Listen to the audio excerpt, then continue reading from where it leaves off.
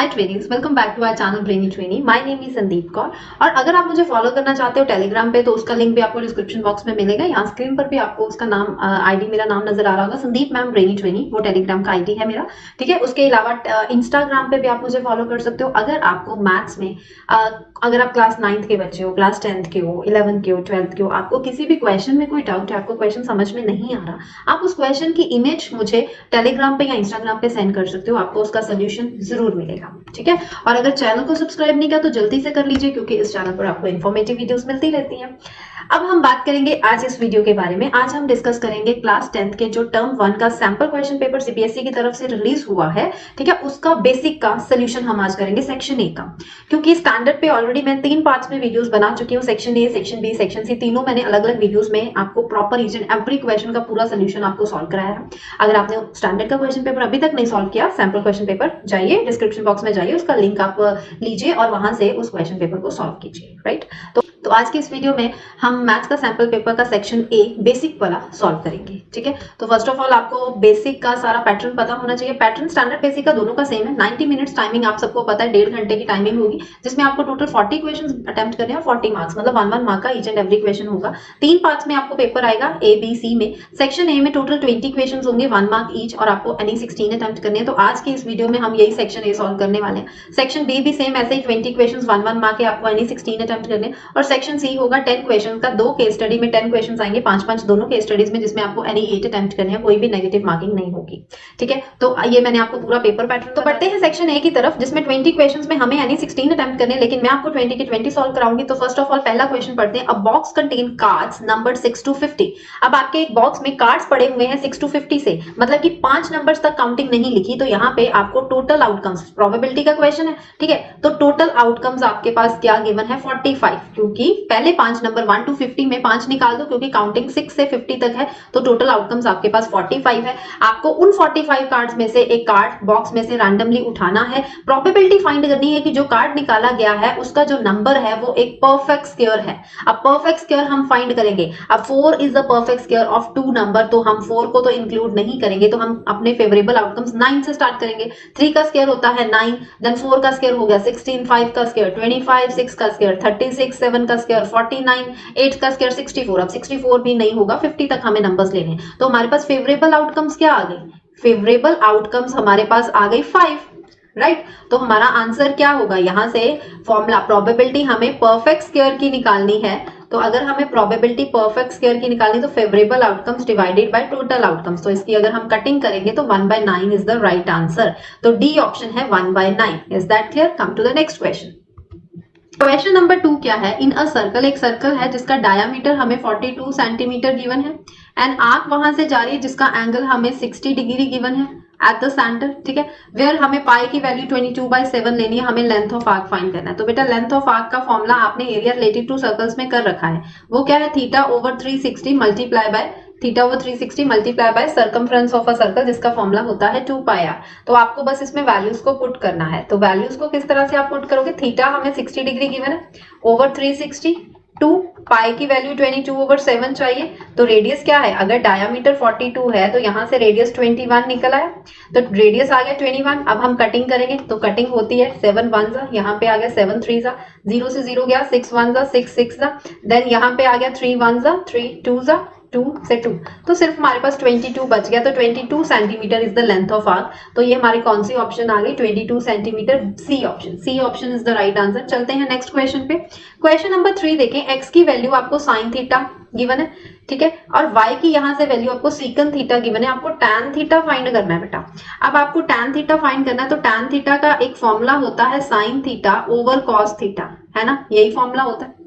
अब sine theta भाई वो तो हमें पता है एक्स की वैल्यू, लेकिन हमें कॉस की नहीं पता। लेकिन कॉस का उलट तो पता है, दैट इज 1/cos। 1/cos क्या होता है, सीकन थीटा। तो हम क्या करेंगे, साइन को एज इट इज, ये 1/cos को हमने लिख दिया सीकन थीटा। अब देखो हमारे पास साइन की वैल्यू है x, सीकन की है y, तो x into y is the right answer. तो देखो एक्स वाई कहाँ आ गया, ये बी ऑप्शन।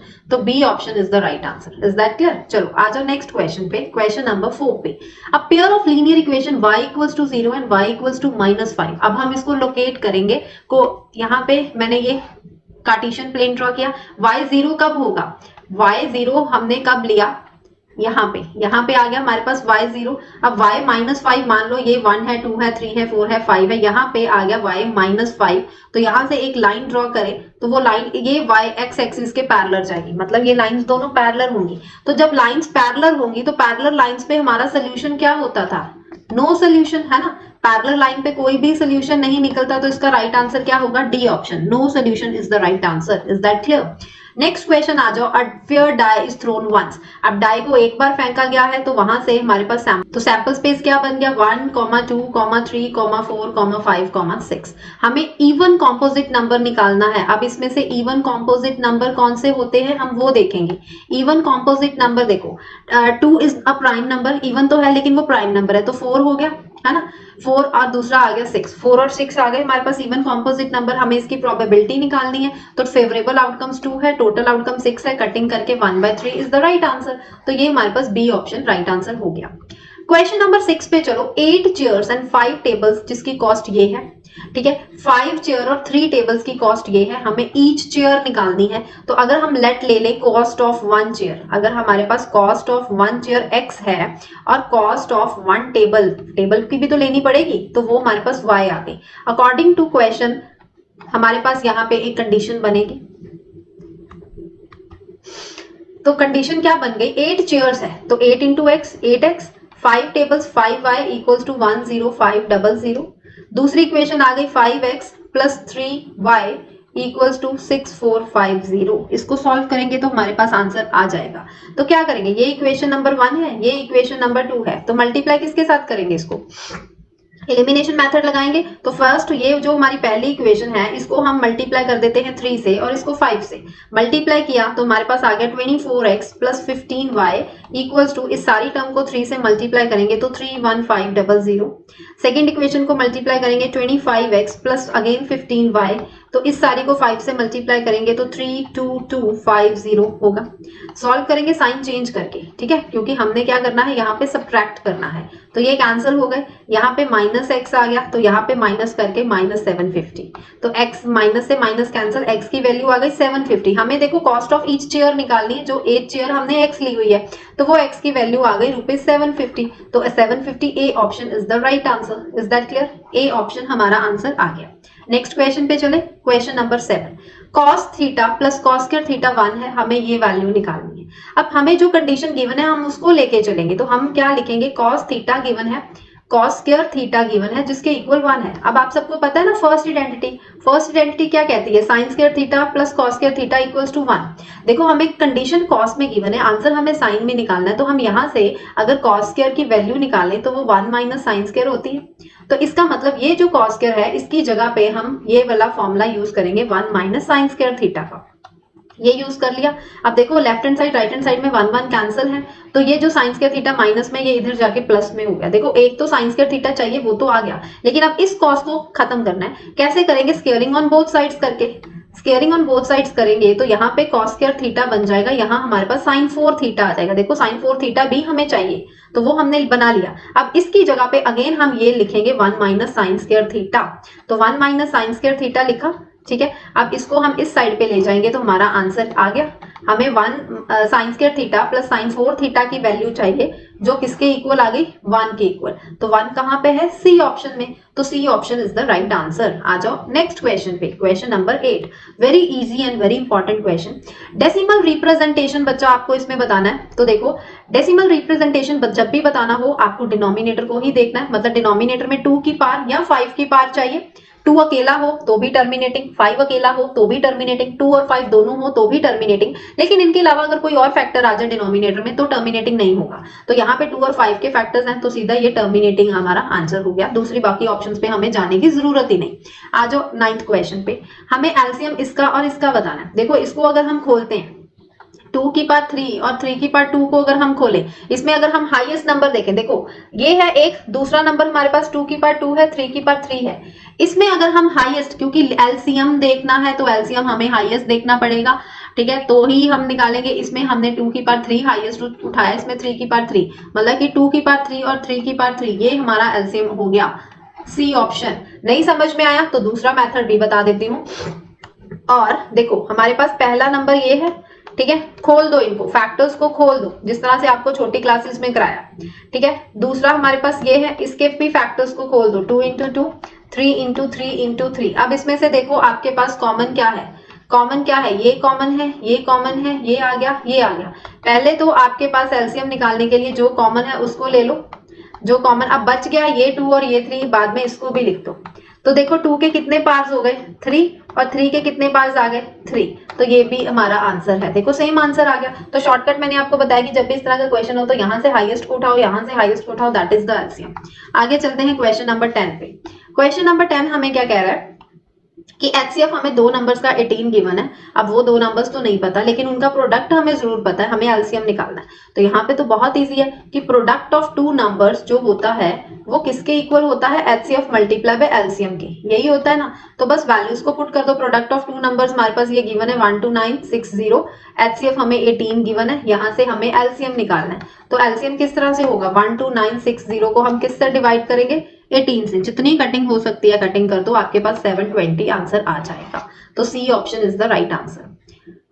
क्वेश्चन नंबर 11 देखते हैं। क्वेश्चन नंबर 11 में ये फिगर आपको गिवन है, डीई जो है, ये जो डीई है ये बीसी के पैरेलल है। ठीक है, हमें बताना है इसमें से कौन सी कंडीशन राइट है। अब देखो ये डीई पैरेलल बीसी है, तो आप अगर यहाँ पे बीपीटी थ्योरम लगाओगे तो बीपीटी का रिजल्ट कहता है AD over BD equals to AE over EC, है ना। लेकिन एडी और बीडी तो हमें बच्चा गिवन ही नहीं है, तो हम बीपीटी को नहीं लगाएंगे। हम क्या करेंगे, ये दोनों ट्राइंगल्स लेंगे, एक मैंने एडीई ट्राइंगल ले ली, दूसरी मैंने पूरी ट्राइंगल ले ली एबीसी, एक मैंने ये छोटी ट्राइंगल ले ली एडीई, एक मैंने पूरी एबीसी ली। तो इसमें हमें देखो पता है दोनों में एंगल ए तो कॉमन आ ही रहा है ना, ये दोनों कॉमन हो गए।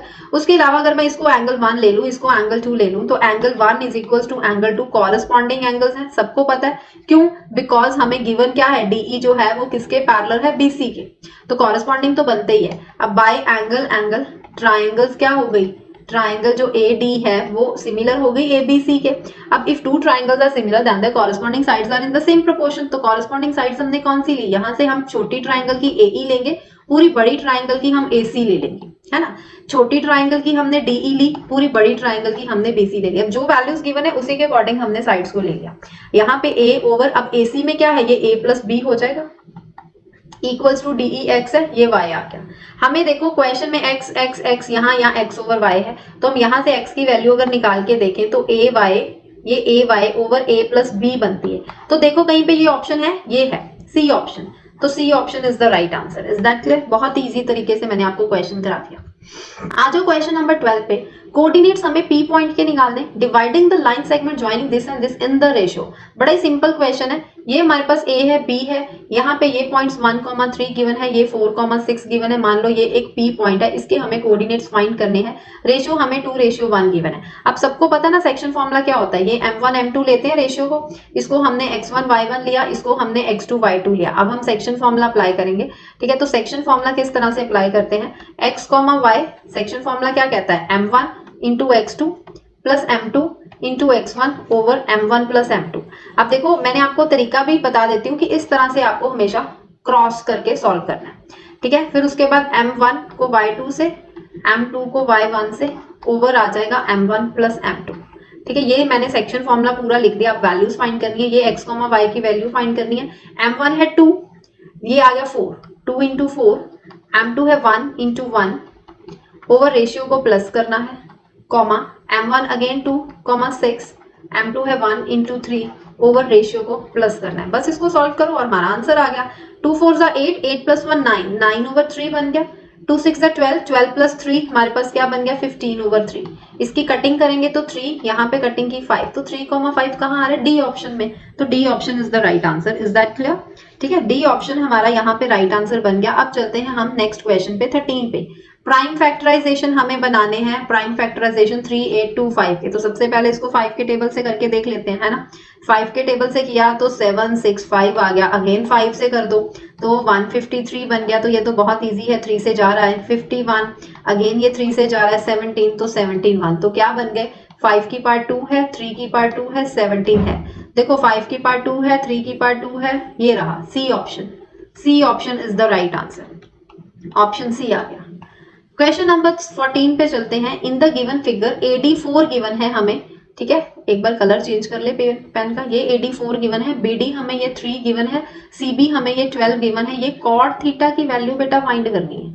कॉट थीटा सबको पता ना क्या होता है, कॉट थीटा पंडित, ये रहा पंडित बद्री प्रसाद, ये हर हर बोले, सोना चांदी तोले। तो यहाँ से फ्रैक्शन लगाओ, इक्वल्स टू लगाओ, देखो साइन, ये साइन की वैल्यू मिल गई, ये कॉस की वैल्यू मिल गई, ये टैन की। तो टैन का रेसिप्रोकल कॉट होता है ना, कॉट का तो वो B/H हो जाएगा। तो यहाँ पे सॉरी B/P हो गया। अब ये थीटा है, तो थीटा की ऑपोजिट साइड जो होती है वो हमेशा परपेंडिकुलर होती है, मतलब ये AB आ गई। बेस हमारे पास ये BC होगा। अब देखो बेस पता है 12, लेकिन हमें AB नहीं पता। तो अगर हम बेटा इन ट्रायंगल ABD ले लें, यहाँ पे अगर हम पाइथागोरस थ्योरम अप्लाई कर लें, है ना, तो वहां से हम AB निकाल लेंगे। AB square equals to BD square plus AD square हो जाएगा। क्यों? क्योंकि देखो एंगल D है 90 डिग्री, है ना, एट D हमारे पास एंगल D क्या है, वो 90 डिग्री है। तो यहाँ से राइट एंगल ट्राइंगल बन रही है। तो ये पाइथागोरस थ्योरम अप्लाई की वैल्यूज को पुट करते हैं। वैल्यू हमें फाइंड करनी है, तो BD क्या है हमारे पास, BD है 3 का स्क्वायर, AD आ गया 4, दैट इज 9 प्लस 16। तो AB की वैल्यू चाहिए, वो आ जाएगी √25 5। AB हमारे पास आ गया 5 सेंटीमीटर। तो वैल्यूज पुट करनी है। अब कॉट थीटा क्या है हमारे पास, हमने अभी क्या किया, BC/AB।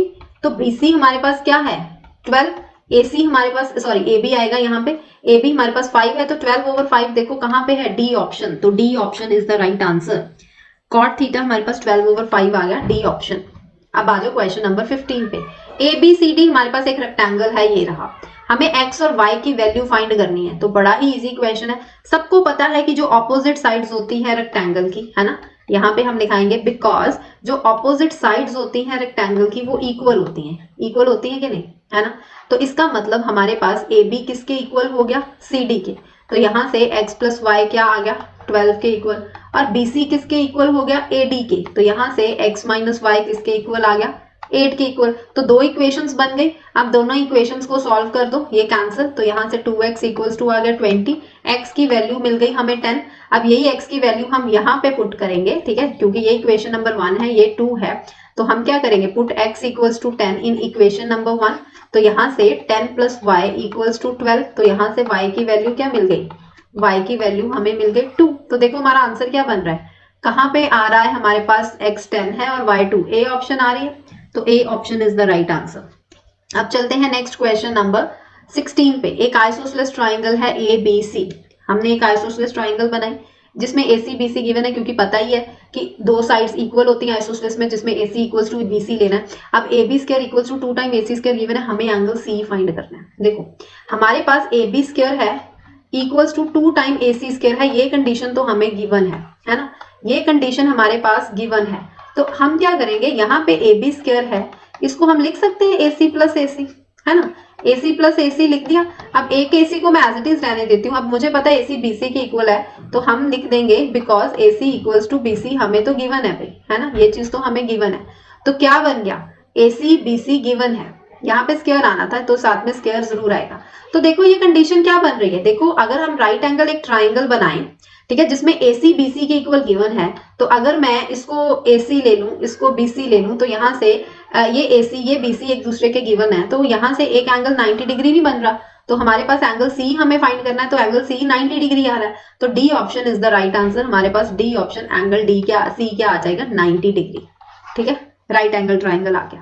आगे चले, क्वेश्चन नंबर 17 देखें। -1 आपको 0 गिवन है, इस पॉलिनोमियल का हमें दूसरा जीरो फाइंड करना है। अगर हमें अल्फा हमें गिवन है -1, हमें बीटा फाइंड करना है। ठीक है, पॉलिनोमियल क्या है, सम ऑफ जीरोस की अगर हम आइडेंटिटी यूज करें, अगर हम सम ऑफ जीरोस यहाँ पे लगाएं, सम ऑफ जीरोस क्या होता है, अल्फा प्लस बीटा, जिसका फॉर्मूला होता है -b/a। अब अल्फा हमारे पास -1 है, यहाँ बीटा मैंने एज इट इज लिख दिया। अब यहाँ पे -b की वैल्यू मेरे पास क्या है, -7, a की वैल्यू है 1। ठीक है, तो यहाँ से माइनस माइनस कैंसिल, ये बन गया 7। तो बीटा की वैल्यू फाइंड करनी है, तो वो 7 + 1 क्या आ जाएगा, 8। तो यहाँ पे क्या आंसर हो गया हमारे पास, यहाँ से डी ऑप्शन हमारा आंसर आ गया 8। अब चलते हैं क्वेश्चन नंबर 18 पे। देखो, in a throw of pair of a dice. अब पेयर ऑफ डाइस तो मैंने ये पहले से सैंपल स्पेस आपके लिए हुआ है, ठीक है, आपको एग्जाम में नहीं दिया होगा, ये आपको बनाना आना चाहिए। प्रोबेबिलिटी आपको same number on each dice की, दोनों डाइस पे सेम सेम तरह की प्रोबेबिलिटी आनी चाहिए। अब वो सेम सेम नंबर आना चाहिए, उसकी प्रोबेबिलिटी निकालनी है। तो ये देखो, ये सारे जो है ये सेम आ रही 3 3 4 4 5 5 6, बाकी इसके अलावा कोई सेम नहीं आ रहा। तो टोटल आउटकम हमें पता है 36 है, फेवरेबल आउटकम हमारे पास 6 हो गई। तो 6/36 की अगर हम कटिंग करेंगे तो 1/6 हमारा आंसर आ जाएगा ए ऑप्शन। ठीक है, तो A option is the right answer. Question number 19, हमें मिड पॉइंट गिवन है 2,6, हमें p प्लस क्यू की वैल्यू फाइंड करनी है। अब ये रहा p, ये रहा q। ठीक है, मिड पॉइंट का ये है x1 y1। ठीक है, ये हमारे पास x2 y2 है। मिड पॉइंट फॉर्मूला क्या कहता है, x1 y plus x2 over 2, y1 plus y2 over 2। तो ये मिड पॉइंट फॉर्मूला किसके इक्वल होता है, x, y के। बस वैल्यूज को पुट कर दो। अब वैल्यूज को पुट, x, y तो हमें 2,6 गिवन है, x1 हमारे पास 3p है। ठीक है, x2 हमारे पास -2 है, ओवर आ गया 2, y1 4 गिवन है, तो y2 हमारे पास 2q गिवन है, ओवर आ गया हमारे पास 2। ठीक है, अब इसको सॉल्व करें। ये हमारे पास क्या हो गया, 2 is equals to 3p minus 2 over 2। तो क्रॉस मल्टीप्लाई किया, 4 इक्वल्स टू 3p माइनस 2। तो यहां से हमारे पास वैल्यू क्या आ गई, 4 प्लस 2 6। तो p की वैल्यू हमारे पास 6/3, कटिंग करके p हमारे पास आ गया 2। Is that clear. यहां से हमने p क्या निकाल लिया, 2 निकाल लिया। अब हम q भी निकाल लेंगे, 6 इक्वल्स टू, यहां से अगर मैं 2 को कॉमन ले लूं तो अंदर 2 प्लस q बन जाएगा, ओवर 2 आ गया, ये 2 से 2 cancel, 6 minus 2 equals to q। तो q की वैल्यू आ गई 4। अब q की वैल्यू है हमारे पास 4, p है 2, वैल्यूज यहाँ पे पुट करेंगे, 2 प्लस 4 दैट इज 6। तो 6 इज द राइट आंसर। तो देखो बी ऑप्शन हमारा आंसर आ गया। लास्ट क्वेश्चन इस सेक्शन ए का, क्वेश्चन नंबर 20। देखो सारे के सारे क्वेश्चन ही बेसिक में बहुत ज्यादा इजी हैं। डेसिमल एक्सपेंशन आपको बतानी है कि कितने प्लेसेस के बाद ये टर्मिनेट करेगा, तो हमें 120 के फैक्टर्स बनाने होंगे। तो 120 के फैक्टर्स हम बनाएंगे। यहाँ पे 60 आ गया, ये 30 हो गया, यहाँ पे आ गया 15, उसके बाद यहाँ पे 3 5 5 1। देखो हमारे पास 147 ओवर 2 की पार आ गई 3, एक आ गया 5, एक आ गया 3। अब देखेंगे कि ये 3 की कैंसिलेशन हो जाती है। ये देखो ये 3 1 हो गया, ठीक है, 3 4 12 है, 3 9, तो हमारे पास बन गया 49 ओवर 2 की पावर 3 एंड 5 की पावर 1। हमें डेसिमल बताना है कि कितने प्लेसेस के बाद ये टर्मिनेट करता है। तो बेटा यहाँ पे डिनोमिनेटर में 10 100 हमें चाहिए। अब 10 हो तो भी 2 5 के फैक्टर्स, 100 बनाना तो भी 2 5 के फैक्टर, 1000 बनाना तो भी 2 5 के फैक्टर्स। मतलब कि डिनोमिनेटर में सिर्फ 2 और 5 के फैक्टर्स चाहिए, इसके अलावा और कोई फैक्टर हमें नहीं चाहिए। तो 3 एक फैक्टर था, उसकी हमने न्यूमिनेटर के साथ कटिंग कर दी, वो खत्म हो गया। अब सिर्फ 2 और 5 के रहेंगे, लेकिन 2 और 5 की जो पार्स है वो हमें सेम करनी है, तभी 100 बनेगा, तभी 10 बनेगा, तभी 1000 बनेगा। तो यहाँ पे 2 की हाईएस्ट पावर 3 है, 5 की पावर 3 बनाने के लिए हमें 5 की पावर 2 से न्यूमिनेटर ऊपर नीचे मल्टीप्लाई डिवाइड करना पड़ेगा। तो यहाँ पे 549 को अगर हम 25 से मल्टीप्लाई करेंगे तो ये देखो डिनोमिनेटर में पावर 3 बन गया है ना। तो इसका मतलब after 3 decimal places that this number will be terminate। ठीक है, आफ्टर 3 डेसिमल, जितनी भी हाईएस्ट डिग्री हो इसमें वही हमारा एग्जैक्ट आंसर होता है। ठीक है, कि उतने डेसिमल प्लेसेस के बाद, उतने प्लेसेस के बाद ये नंबर टर्मिनेट हो जाता है। तो यहाँ पे बेटा क्वेश्चन 20 कंप्लीट हो चुके हैं।